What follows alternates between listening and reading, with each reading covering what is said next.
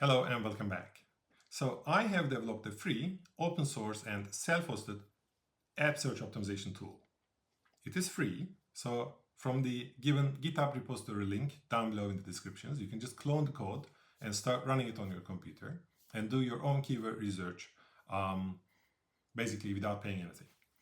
Secondly, it is open source, so that if you're interested in how certain numbers are calculated in terms of popularity, difficulty, or estimated downloads per day for different keywords in different countries, you can just check out the code and see how those numbers are calculated.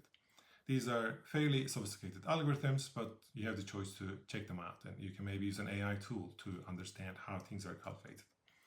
And thirdly, it is self-hosted, which means that I don't need to take care of any server at my site, which enables me to provide the code or the tool as a free tool as of today. And it has lots and lots of functionalities actually, which require payment or which have expensive fees in most ASO apps or solutions out there today. But this solution right now, it is totally free, so you have the freedom to just clone the code from the GitHub and start using it. So without talking too much, let me introduce you the solution itself. So here is how the dashboard looks like. So in the dashboard tab here, you can basically start searching for different keywords and how difficult they are to rank for in different countries and so on. In the apps part, you can basically add your app from Apple App Store so that you can see where your app is ranking for different keywords in the App Store, or you can create a temporary app, which doesn't exist yet, but you maybe want to collect all your keywords for a specific app. Just for the sake of example, I don't know, let's say we maybe want to develop a to-do app. And what we see here, the Microsoft To-Do, let's say that we own that app, for the sake of example. And after adding that, so we see the app here at the bottom of the page, and we can delete it whenever we want, but we don't need to at the moment, just for the sake of illustration here. The opportunity tab here is sort of interesting because you can write the text here. Let's say it is, I don't know, fitness tracker or whatever it is you want to write. And if you start the search here, and you can also optionally select an app. So if you want to make the search for a particular app, you just add that app here and find best country. What it does here is that it goes through 30 different countries, and for the given keyword, it finds the best country to invest in. It compares the popularities and the difficulty numbers for each and every country, and it also checks out, the number of downloads and different things, and tells you, okay, this keyword and this country in particular are the best matches. So this takes some time, maybe 60 seconds or even 1-2 minutes or so. So I'm not going to run the search here, but you can try it out yourself. And you can make a search here for one keyword at a time, because it is a sort of expensive process to do, because it goes through all 30 countries for every single keyword. The methodology tab here, I mentioned before that you can check out the code and understand basically, how numbers are calculated. But if you don't want to dig into the code, here you find lots and lots of information about how you should use the tool, how numbers are calculated, and difficulty score, how you should be reading the numbers, and so on. So for example, the tool is giving you categorization. It can say sweet spot for a given keyword, or good target, hidden gem, worth competing, low volume, which sort of means that you shouldn't be going for that one, challenging, avoid, and decent option. So, and each and every of them comes with a certain explanation as well. So there are some tips and tricks in terms of practical strategy, data sources and transparency, and so on. And the setup tab here gives you certain details about how you should set it up, some technical details about the tool itself, if you need to update it, what you need to do, and so on. And whenever a new update is available, at the top of the page here, you're going to be seeing a warning, and there will be a small link there. If you click on that link, it will basically take you to the bottom of this page, and this section here explains what you should do to be able to update your instance here on your computer. I'm going to be adding new features and stuff moving forward as well. So I'm planning to maintain this product for a very long time because I develop mobile apps myself as well. And this has become my primary tool for doing ASO keyword research in Apple App Store lately after developing it. So let's say that we are gonna make some keyword research. You can make the keyword research for a particular app. We added the Microsoft To Do app here, so let's do the keyword research for that particular app. And whenever we do the keyword research, we can pick a country here. In most of the ASO apps or applications, you do the search for one country at a time, but in this case, you can pick up to 5 different countries. In this case, let's say I want to go for United States and Canada, just for sake of example. And maybe I want to search for to do and to do, with a space in the middle and without a space between the two words. And I click on the search. Let's see what is going to happen.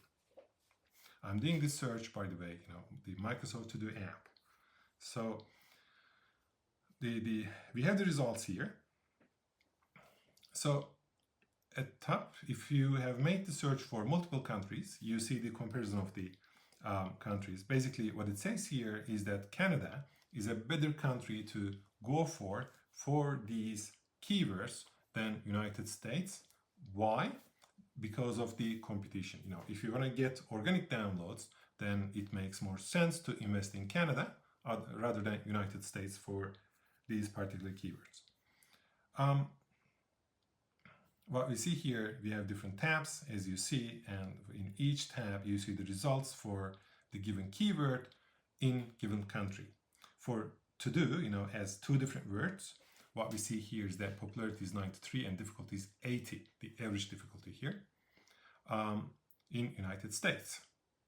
For the same keyword in Canada, it is 86, the popularity, but the difficulty happens to be 64.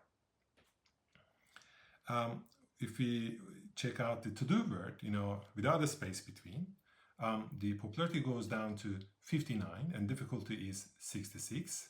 And in Canada, it is 77 and 57. So difficulty is still decent, but the popularity goes up significantly. So it is relatively easier to rank for this keyword in Canada compared to United States. And different than some other tools, what you also see in this tool is that, for example, this is a good example. You see how difficult it is to rank in top 5, top 10, and top 20. For example, the ranking difficulty in top 5 in Canada for the to do keyword, to space do keyword, it is given as 78, which is a fairly high number. So it says here also very hard to rank in top 5 in Canada for this keyword. In top 10, it is still very hard, it is 77, but in top 20, on the other hand, the difficulty is 66, and it is not very hard anymore, it is just hard. So it is hard at the end of the day, but it is not as hard as it is the case in top 10. But on the other hand, if you start going further down in the ranking, obviously the number of downloads you're going to be getting is going to be much less compared to the ones that are ranking higher up in the results. And further down here in this section, as you see the estimated download figures per day, depending on where you rank in the App Store. If you're ranking, for example, in the first place here, what you see in the table here is that you are ranking in the first place for this particular keyword, you can actually expect somewhere between 750 to 1,200 downloads per day. That is sort of the estimated figure.